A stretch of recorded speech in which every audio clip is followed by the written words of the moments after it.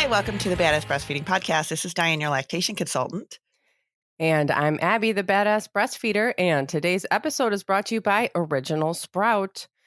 Original Sprout carries safe, effective, and pediatrician-tested shampoos, conditioners, styling, and body care products. And today's episode is also brought to you by Mother Figure. Mother Figure is a maternal wellness company that makes it easier for moms and moms-to-be to get support. And we will hear more from our sponsors later, but you can go to badassbreastfeedingpodcast.com and check our sponsor page for all of our sponsors that make this podcast possible and see if you can give them any of your business. And while you're there, scroll down and enter your email address, and we will send episodes straight to your inbox every week. And now Dianne has our review of the week. And it is from our email. So from our Gmail, this is from Madison, sent this to badassbreastfeedingpodcast@gmail.com. And she said, I'm a young mama to 2 little boys. And when I had my first at 20, I wanted to breastfeed so badly. Due to family and doctors insisting it was just too much for me and he was still hungry, I only made it 5 days and switched to formula. The second time around, as soon as I found out I was pregnant, I researched like crazy and found your podcast and listened all through my pregnancy. By the time my little one was born, I was so confident in myself, my body, and my own decisions. He is now 6 months old, happy and chunky as I've been able to exclusively breastfeed him since day one. Thank you for teaching me that I'm able to be more than capable of being my baby's food source. You ladies are amazing. And thank you so much for this, Madison. You're pretty amazing too, because it can be hard to come back from stuff like that. So thank you so much. Yeah, it's not... It's so ideal to get this information while you're pregnant, but it's not offered anywhere and you don't know that you're supposed to be doing it. Yeah. And so then you're already trying to feed your baby and you don't know what's going on. And people don't offer it. You go to how many freaking prenatal appointments do we go to? Ugh, I know. They're not here, have this, here's all the information that you need. Here's all your resources. Yeah, here's everything. Just, measure the baby every week. Okay. Pee in a cup every week. Right. It is. And I really find I have so much respect, well, just for parents in general. But when you did not breastfeed one child and then you make it your mission to breastfeed another child, that is really hard. How do you, because you're constantly comparing, you knew what the other one was getting all the time. You knew what the bottles were getting. You had people that were giving bottles. It was such a different experience than going to exclusive breastfeeding with the second child that I'm always just good for you, because that's really hard to just make that switch and keep it in your brain that this is all good, especially when people around you the first time were probably if around the first time they said to you, oh, you don't, just give formula, blah, blah, blah. And they're probably the same people that are around now, right? It just, yep. But good for you. Keeping at it. That's awesome. And I think that there's this, I had it myself and I've heard other people talk about it. Having more children, it's kind of this opportunity to right the wrongs of the first. Oh. I had this terrible birth experience with Jack and I was I'm going to do it my way this time. I'm going to do it the way that I want. I'm going to make this right. And then, with breastfeeding, it's okay, I didn't have the information that I needed then. And this time I'm going to, it's healing to be, it's not it's not a second chance because the first chance is, the first time is gone, but it's this, it is a chance to do things and differently and do things that you want to do and get more information. And cause you've had a kid now. And so now, maybe where to go. And you're all right, I'm going to do it this time. I know how to do it. I tell people that all the time. I'm always more now. More now coming into it. So that makes a difference. That's the whole idea behind VBACs and stuff, right? It's just people are exactly. All right, I get why I needed the C-section the first time, but let's make it different the second time. And they educate themselves on why they want a VBAC and just kind of go from there. And that's, that's why that stuff is so powerful. And we are going to talk about how to make other changes today, right? Oh, yeah. You guys were kind of excited about this episode. It's kind of exciting. Please leave a review on iTunes if you can. Oh, yeah. I forgot about that part. I'm so excited. Yeah. She's too excited. Yeah. So breastfeeding in the environment. Have you ever thought about the impact of breastfeeding on the environment? Because it's huge. It is huge. Like, I mean, I knew it was a thing. I do like kind of briefly, I might make it more of a thing now, but I do briefly talk about it in like prenatal breastfeeding classes. But when I was doing the research for this, I was like, wow, like some of the comparisons that we're going to talk about today are like mind blowing. And I think a lot of us don't really realize how much of an impact this actually has on climate change and our environment. Just the production of formula. Oh God, yeah. And that's what it comes down to, right? The impact of breastfeeding on the environment comes down to the production of formula. Yes. And some of the things I was reading, one of the things I was reading that kind of irritated me was they were talking about how, like what a huge, impact this is on the environment.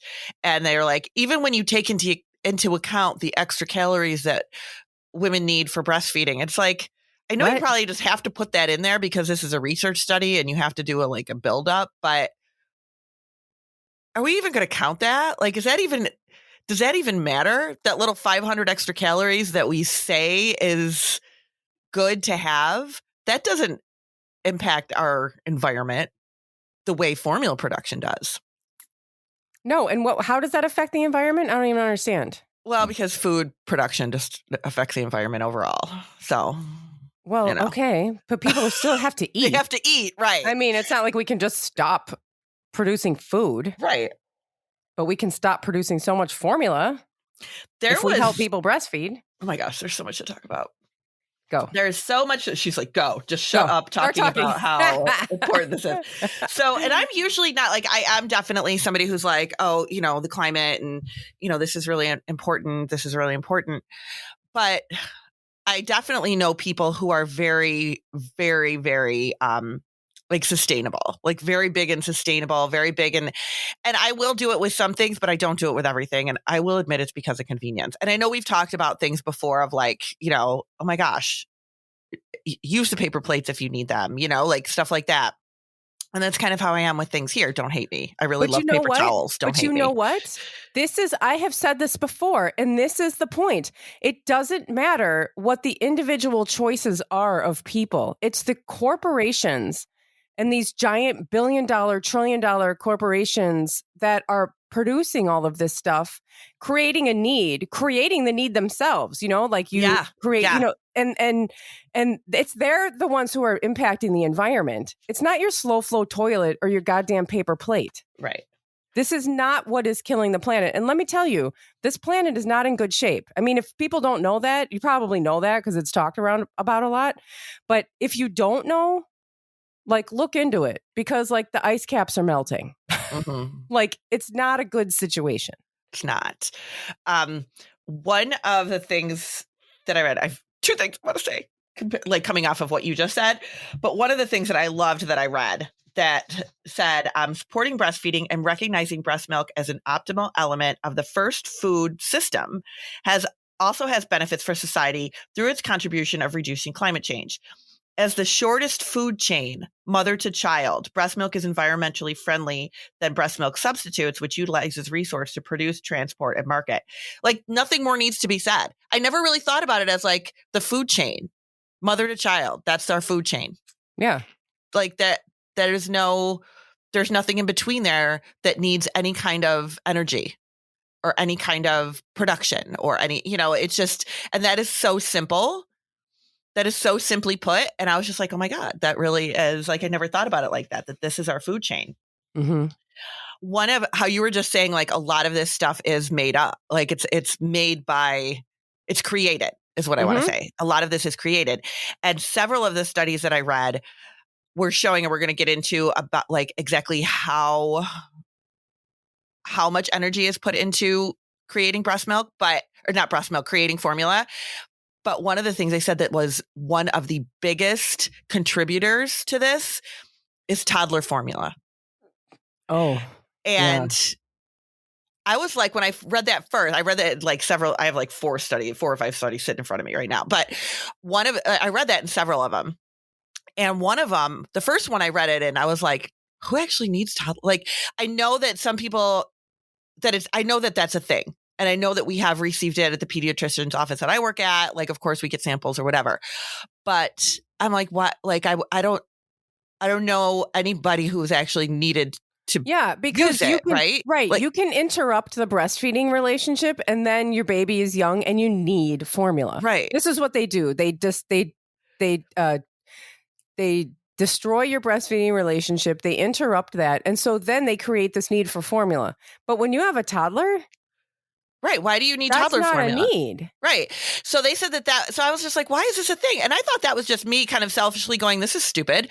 But then half of the other research studies were all like, and toddler formula has been noted to actually be dangerous for toddlers. Like, it's not something that is necessary. This is not a product that is necessary in our environment, in our world.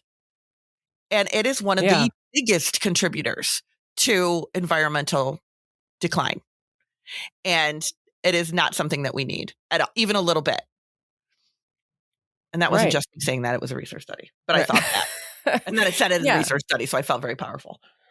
Right. Yeah, exactly. Yeah. It's like, oh, my thoughts are right. Yeah. My thoughts are right. Yes, it's very validating. Yes, I'm right.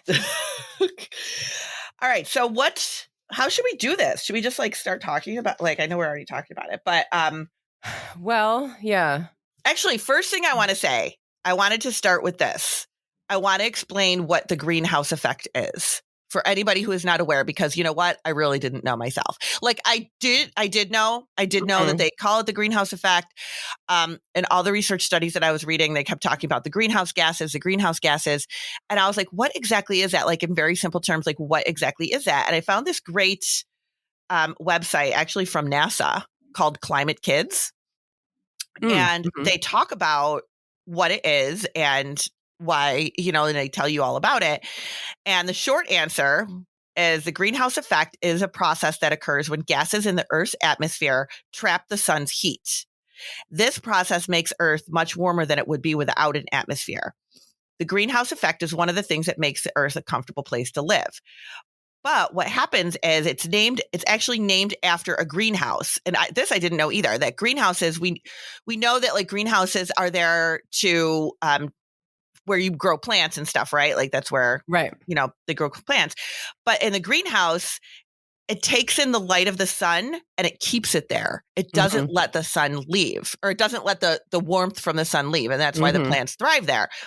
That is what these greenhouse gases, that is what these gases are doing to the environment. It's drawing in the heat from the sun, but it's not letting it leave. And that's why the Earth is heating up. Because And then with heat, when it's heating up, this is what we see is the changing of the climates. Right. So over time, it's causing that. So that's why it's called the greenhouse gas. And I was like, oh my gosh, that's so interesting. Because I really didn't. I was just like, okay, the global warming, blah, blah, blah. But I didn't really understand the process and I didn't know why. And a lot of these things that cause it are things that, yes, we do need in our environment. But when it's in excess, this is what's happening. Yeah. So, so that's kind of what I wanted to kind of get that out of the way first. And so the things that contribute to this are like, when we talk about formula production, of course, there are other things like, I can't even think of like, oil and, there's all kinds of things that contribute to. Farming contributes to it. Oil. What was that word you said? Farming. Oh, farming. What did you think? I was farting? Arming? I don't know. I was like, huh? But so this is a breastfeeding podcast. So we're talking about breastfeeding. Right. And through breastfeeding, we're basically talking about formula. We're talking about infant feeding. So we understand there's other things contributing to it, but formula production is not something that you hear about a lot in the news. You hear about like, the drilling for oil. You hear about like the oil spills in the ocean. You hear about, burning fuel. You hear about these things and they're all huge contributors, but formula production is a huge contributor to it as well. And you don't hear about it. No, you don't. And it's one of those, like we were talking about prior to coming on, we're talking about how like people really don't think about this as being an issue. Kind of like how when the formula recall happened in the well, it's still going on, but when that first started a few weeks ago, people were like, what?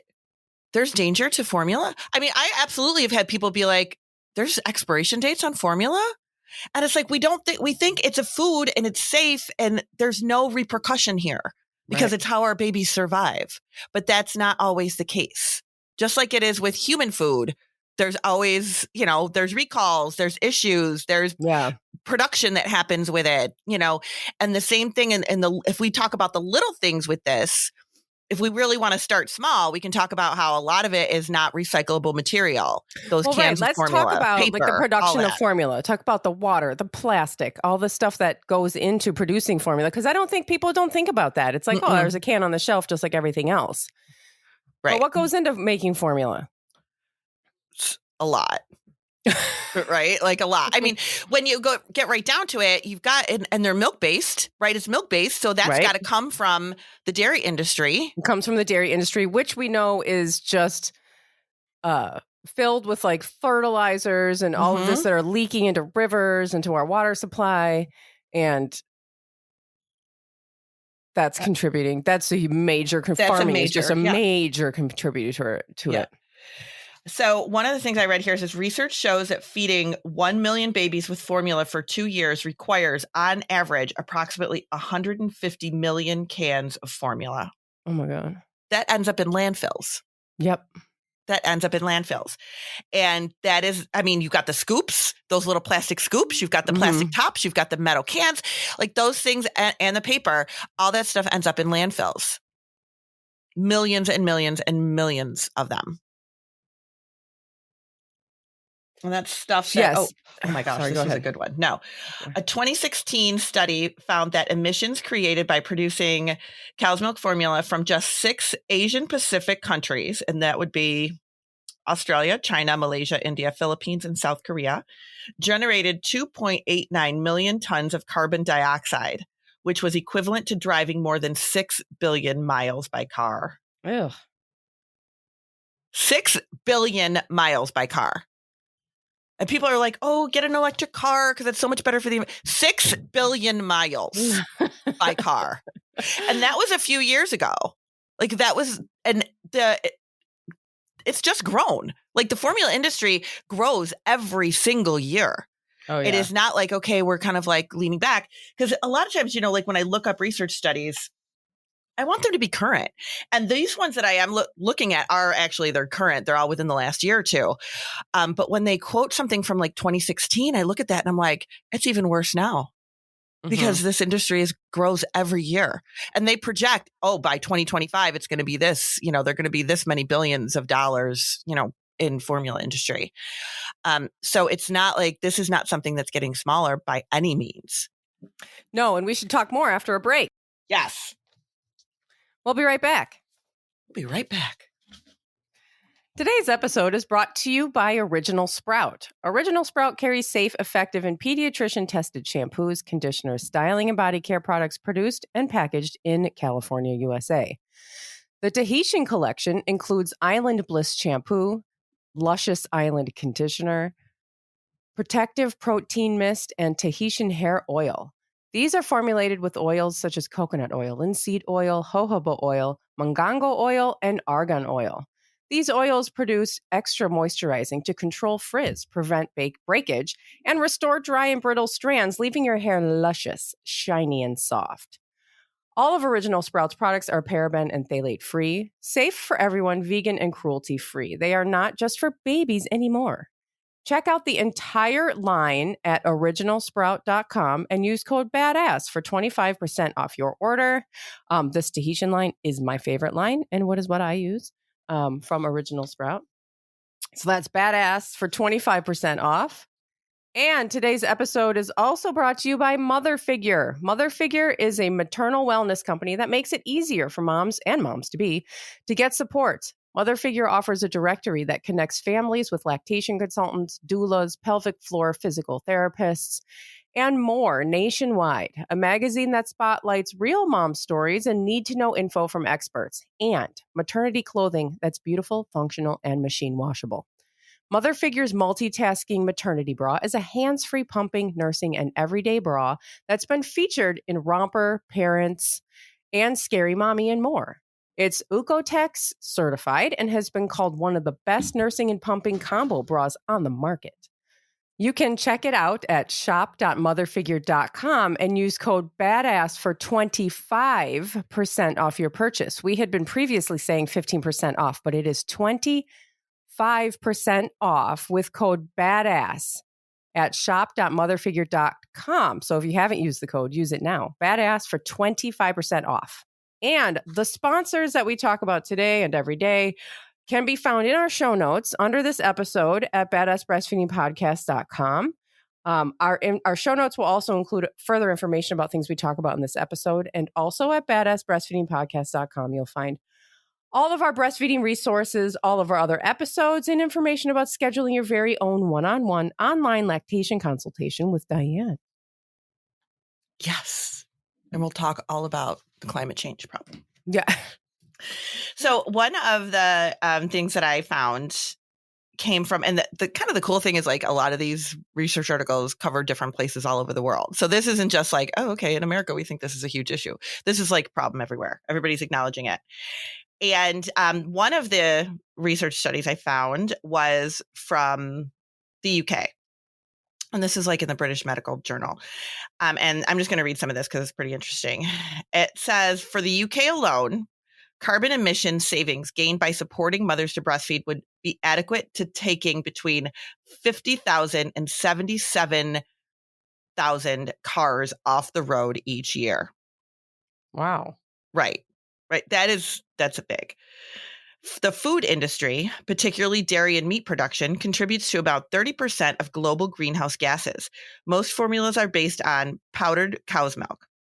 Methane from livestock is a powerful and significant greenhouse gas, and cow milk has a water footprint of up to 4,700 liters per kilogram of powder. Just like how we were just saying about, the whole the fertilizer and all that stuff that goes into the waters. Mm-hmm. What's more, powdered infant formula can be made safely only with water that has been heated to at least 70 degrees Celsius, giving an energy use equivalent to charging 200 million smartphones each year. And half of the associated greenhouse gases of formula production come from follow-on formulas, which is, again, those Toddler formulas, which are unnecessary and potentially harmful, according to regulators.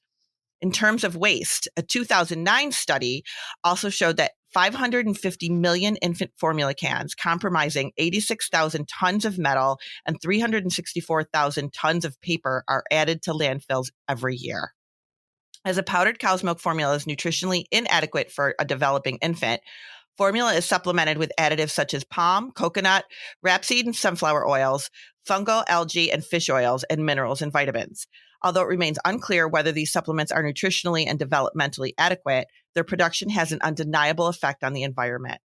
Other costs to the environment include paper use, plastic waste, transportation at multiple stages of production, marketing, and sale of breast milk substitutes. The environmental impact of many aspects of formula production, such as transport, are not even documented.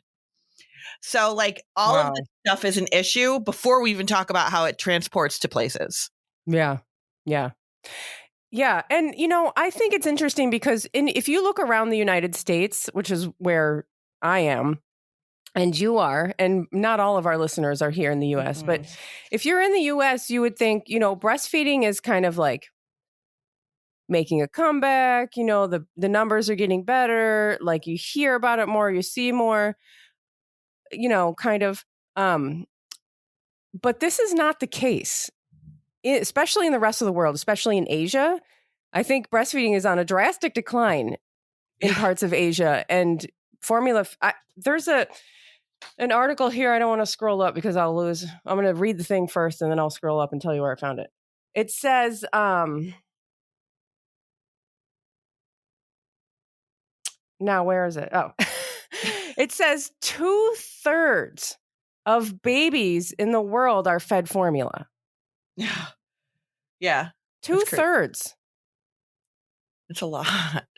That's like more than half. And you know what's really mind-boggling about that? I know, right? What's really mind-boggling about that is like most of the stuff you read will say that probably 85% start out breastfeeding. Oh yeah, right. Mm-hmm. So it's like we have a really great, like we're out of the gate. We are strong, man. We are strong out of the gate.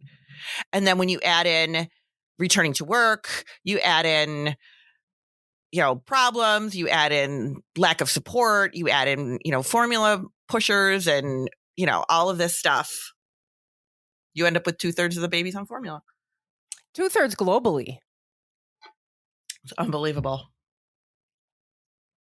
Unbelievable. And you're kind of going off what you just said before. I actually highlighted this in a study too, that less than 1/3 of the 15 million babies born in China each year are exclusively breastfed. How much? Less than 1/3 of yeah. the 15 million babies born in China. So that goes along with what you said. Recent sales data shows that around 660,000 tons of powdered milk formula are now sold each year in China alone. At least half of this is so-called growing up or follow-up milk formula, stated by the World Health Organization to be unnecessary and possibly harmful to the nutrition of young children.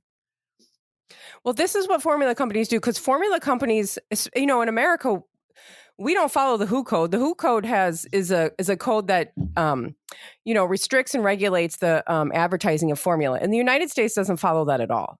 No. They come around and they are aggressive with their formula marketing. We actually have an idea to do an episode on formula marketing because people don't even realize they're being marketed formula.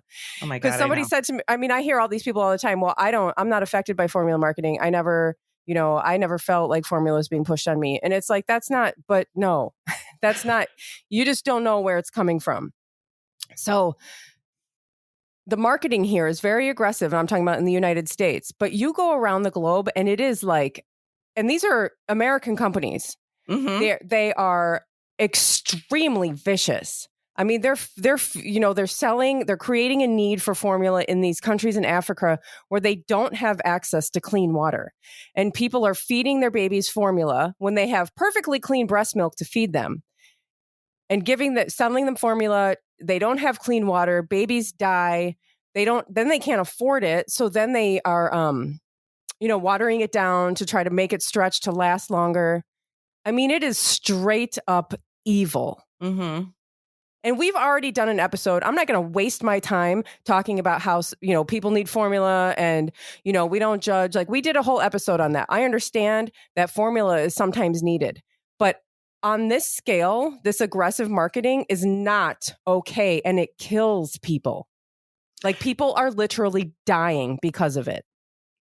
And I mean, we know, like, just how we said in the beginning, obviously things that we do in regular life are going to contribute to the climate change, right? Driving a car, eating, like a lot of these things. Yes, it's in the environment, but we're not getting away from that. Just like we know formula is there for a specific reason. All of these research studies are saying that one of the biggest contributors is toddler formula, which was created for financial gain. Yeah, not for the benefit of anybody. Yeah. And that is the thing. That is what is a problem. That is a problem. Yeah. Well, I think infant formula is also a problem. Well, yeah. The marketing of that is absolutely a problem because their marketing is absolutely without any morals or ethics. No, it's not. And it's like, and by the way, they also target, especially Black communities in the United States. And we talked about this, we talk about this as far as like breastfeeding disparities and stuff. Black babies are like 5 times or 10 times, or I can't remember. I usually have that number fresh in my head, more likely to die than white babies. Mm-hmm.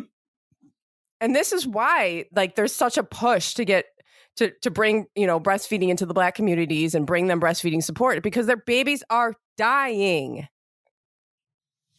I feel like we've become so desensitized to death that we're just like, oh, well, what's the amount of death that we're willing to accept? Right. Well, I feel like them over there. It's so disgusting.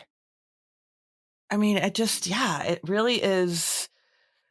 We really just don't think about it. And I know that, we're going to do a whole episode on, on the formula marketing thing. And I happened to come across some of that stuff while I was looking for climate change stuff and environment. But I mean, I have somebody like one of the, I work in a pediatric office. So we do have formula reps that come around. And granted, I'm not there all day, every day. So I'm usually not there when they come, but they'll like leave their card or they'll like leave me a message or whatever to be like, it's like, what makes you think I want to talk to you? Because I'm the feeding person? Yep. I don't want to talk to you. And they'll like, one of them like recently emailed me, let's set up a time to talk on how our formula can be really helpful to your patients. What? I'm the lactation consultant. I don't want to talk to you. I'm not supposed to talk to you. I don't need to talk to you. Ethically, I am not supposed to talk to you. Yeah. But like they're just pushy. They're just pushy. They're salespeople. They're salespeople. Literally salespeople. And he left his card one day with the office manager with, of course, a couple cans of formula, and said. And she hands it to me because I was like, I'll handle it, whatever. And because she's the office manager. She doesn't, like, she doesn't know how many babies are on formula in our practice. So she was like, well, he said that this is the kind that's most like breast milk. And I just like rolled her eyes and I'm like, that's what they always say. It's not. That's a direct violation of the WHO code. Right. And this country does not give a flying fuck about it. No, they don't. It just completely ignore it while so much of the rest of the world is like following it and trying to follow it. But then here's me going, oh yeah, let me talk to this guy and tell him how it's not like breast milk. He knows. He knows. He already knows. But this is, and then when do they know how much this is impacting our environment?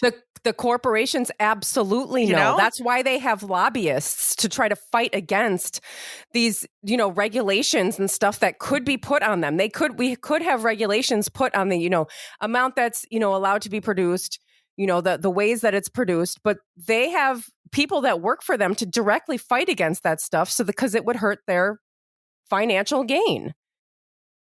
They absolutely know. They have been, they actively fight against it. Yeah. They know, they've been told, they know everything. They know more than we do. They do. Yeah, they do know more than we do. And they, but they don't care. It's just about making money. It's not that we don't have any kind of thoughts about, the effects that this has on people, babies surviving. Oh my God.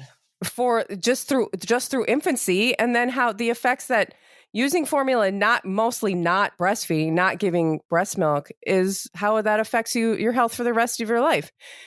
It's just like, well, we hear these numbers of people dying, like Taylor Hawkins just died, right? I can't even with that. I cannot even fucking handle it. I can't. Anybody who doesn't know, I'm sure you know. The drummer of the Foo Fighters died. I'm sorry if I'm the one who's telling you, but I'm sure I'm not. Anyway, shaken, right? We're all shocked. We're all just like, oh my God. Mm-hmm. And not to minimize that, I was too. I'm like, I still can't believe it. But people's babies are dying around the world all the time because of the aggressive marketing of formula. And we're just like, oh, well, that's just happening over there.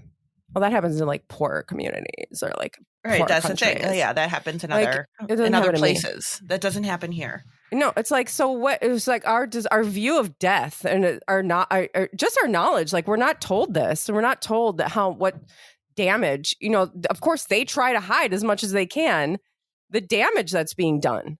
Mm-hmm.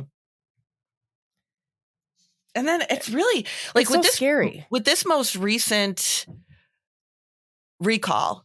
I've been kind of keeping up a little bit more on that, and something came out about it this week again about how dirty that facility was, and how that kind of like how they found so much bacteria in the plastic scoop machine, like that kind of thing. And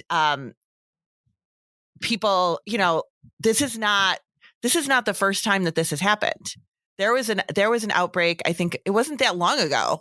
I want to say 2011, 2015, something like that. There was another outbreak of this where several babies died over several states in the United States. Mm-hmm. And obviously there was we got over that, right? Because they're still going as strong as they ever were. Oh, totally. So, I mean, it just gets forgotten about.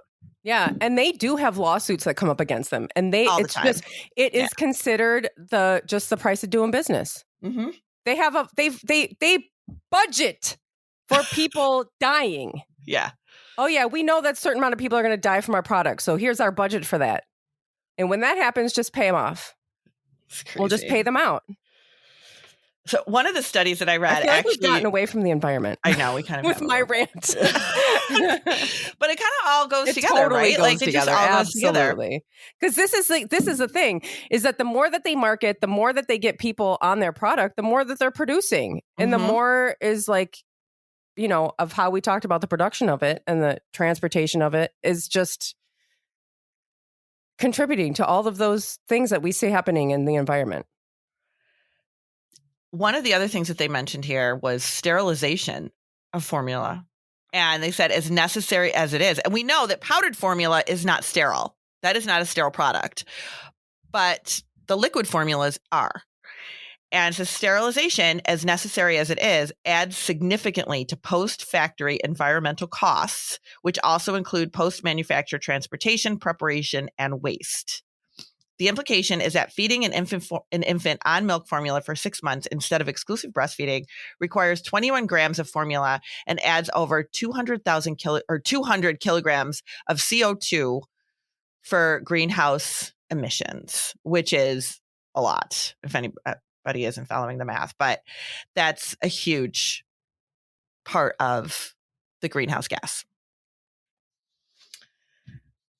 It's a big problem, That's the bottom line. Breastfeeding in the 21st century is a report that is put out, or a report that was put out. And this is really interesting because it has a lot of cool information in it.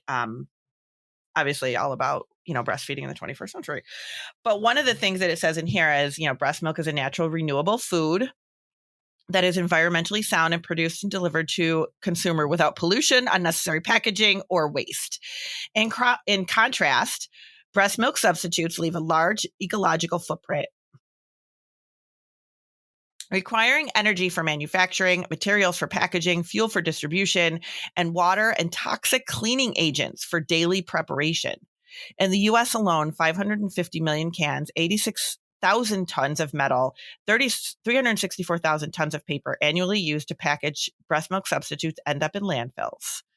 Breast milk's contribution to more environmentally responsible production and consumption patterns makes it an invaluable resource in reaching global sustainability and climate change goals. Like the World Health Organization is one of the driving forces behind this. They're like, our planet is dying. Yeah. We need one of the one that I read, like I said, I got all these crazy studies in front of me. The one that was from the British Medical Journal there that I read a couple minutes ago. Yeah. They had a great line in this. And it says, we need to acknowledge that our house is on fire and that in the next generation requires us to act quickly to reduce carbon footprints in every sphere of life. Breastfeeding is a part of this jigsaw and urgent investment is needed across the sector. Our house is on fire. I was like, that is powerful. It's very true. It is. It's true. And if you, for example, I know there's probably better examples, but for example, to lower fuel consumption for cars and planes and all that stuff, we need to, manufacture mass amounts of electric cars and get people to buy them and get corporations to invest in making them and da-da-da. That's really big. Mm-hmm. To minimize formula production, we need to help people breastfeed, which is what their bodies and their babies were designed to do to begin with. It wouldn't be easy, but it's very, very simple. It's doable. It's very doable and very simple. Right. It's all doable, but this is very simple. Help people breastfeed, which is what they want to do. Most people want to do to begin with. Help them breastfeed and not be reliant on formula. That's all. And of course, there's all so many barriers because the formula companies aren't going to let that happen. But it would actually be very, very simple. And I mean, it's yes, there's costs involved in that too, right? Training people to be support people, training the medical profession, putting more money into maternity leave, like Right. Yeah. like those kinds of things will extend breastfeeding rates. I have this whole training that I do when I do like trainings for, health, like health workers and stuff like that. And one of them is about support for the breastfeeding mother and baby, for the, for the family. And I pulled some research studies that actually interviewed healthcare workers. And one of them was like from a pediatric office. She stated, it was a nurse at a pediatric office. It said, if I'm expected to take time out of my day to be a breastfeeding cheerleader, that's just not going to happen. Like, this is what we're up against. What? This is what we're up against here. And it's like, if we can't support people, is it really easier to mass manufacture a bunch of electric cars? Like, right. Support your breastfeeding families. What is so hard about this? Offer some better maternity leave. Yeah, it's not hard. It really is. It would lower their profit. Right. That's the bottom line. That's all There's it no is. money in breastfeeding. Right. And that's really what it comes down to. There's no money in it. Yep. Because, and I've said this a lot to people who not refuse to get help, but who are can't get breastfeeding help because their insurance company won't cover it for them. But they will cover the cost of specialized formula. Insurance companies cover that all the time. If you have a baby on specialized formula that costs $100 a can or whatever it is, they'll cover that. Insurance companies will cover that for you. But they will not cover the cost of a lactation consult. No. From a private lactation consultant. Right. What sense does that make? No. And people think it's so dramatic to say capitalism kills. And I'm sorry, but it is so true. This is exactly what we're talking about. Capitalism literally kills people. It's killing our planet. It's killing the planet. I mean, capitalism, just capitalizing off of, the production of things that we don't need, the for-profit healthcare system, for-profit prison systems. I mean, this whole entire capitalism kills. The end. Bottom line. Yeah. So we kind of threw out a lot of numbers out there at everybody today, but really the bottom line is we just kind of wanted to bring some awareness to how much energy goes into the production of formula. And we're not saying in any way, shape, or form, like, oh my God, take it away, like never have, like, we're just saying we need to be cognizant of what actually goes on and the choices that we make and how much this is really, because this is a huge impact on our planet. And there's a lot of people that this is really, that there really are like, oh my gosh, how can I help with sustainability? How can I, what is the message here? And the message here is like, this is one of the biggest contributors to global warming and climate change is the production of formula. Bottom line.